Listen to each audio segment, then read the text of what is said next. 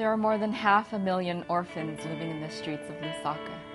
Poverty, HIV, and AIDS are often the major factors forcing children to live in the streets. Many become addicted to drugs, particularly one called sticker.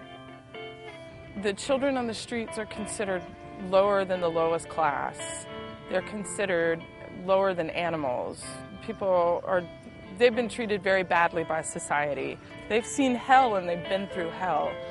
In the process, they find themselves in real deep trouble on the streets. There is no home on the streets, there is no family on the streets, there are no structures.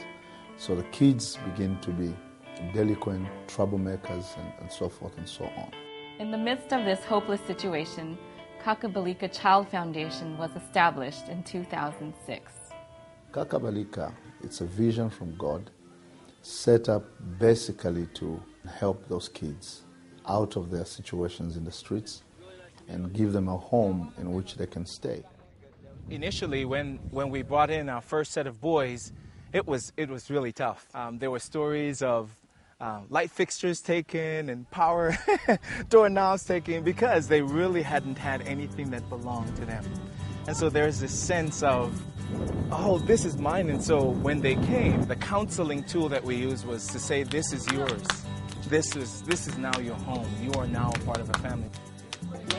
So what we normally would do in the outreaches is that we try to befriend them. We do as many contact trips with them, just to contact them and talk to them and love them and share the little that we have.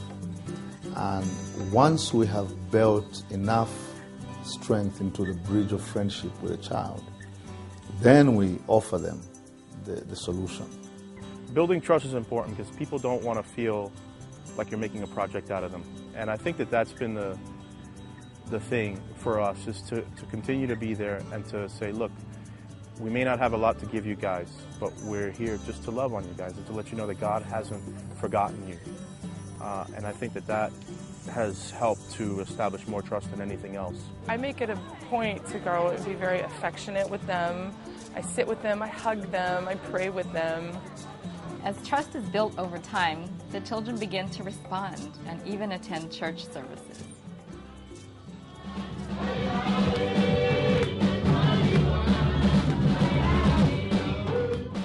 We had one kid, Peter Zimba, who was he was a kleptomaniac. He just loved to steal stuff all the time.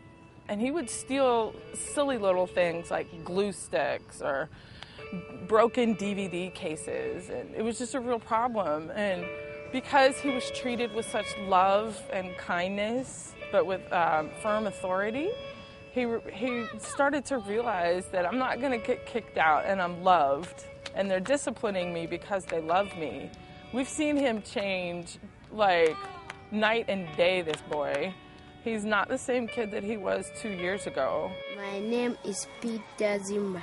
I stay at Kakabalika Child Foundation. And I love this place very much. To just see these kids love school, that is one area that I always had difficulties in my mind. Can a child that has lost everything want to be in school? But to see that ranks number one on their minds is amazing. We're here to really try to help the whole person. So we have a very holistic approach in making sure that not only the spiritual man is developed, but we want for the physical and also the mental man to develop as well. Times Square Church is currently working with Kakabalika on 3 income-generating projects. The first is a private elementary school called Kakabalika Trust School, which opened on May 9th, 2011. Our boys would be able to attend for free, and then we would open it up as a private school for the rest of the community. They can come. And as they pay, their paying would be able to not only pay for themselves, but also raise the necessary income to pay for our boys to be able to also attend school. The second program is an agricultural program. Kakabalika grows crops and even raises pigs. This is used not only to feed the children at Kakabalika, it is also sold at the market.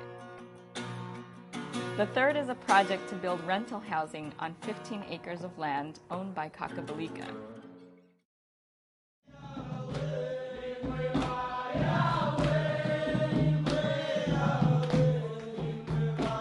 heart for the children is that they understand who they are in Christ, that they're just not dirt on the streets, but these are human beings that God has a plan for.